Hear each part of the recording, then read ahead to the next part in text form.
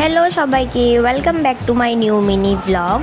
দিনটা ছিল 14 জুন অর্থাৎ সেকেন্ড স্যাটারডে। সকাল থেকে কিছুটা বৃষ্টি পড়ছিল, তার জন্য বাবা বলল সন্ধ্যের টিফিনে ম্যাগি বানানোর জন্য। তার জন্য আমি ম্যাগির জন্য প্রিপারেশন স্টার্ট করে নিয়েছিলাম ম্যাগিটাকে সেদ্ধ বসিয়ে দিয়েছিলাম। আর ফ্রিজে যা যা সবজি ছিল সবগুলো এক একটা করে নিয়েছিলাম, যদিও বেশি সবজি ছিল না।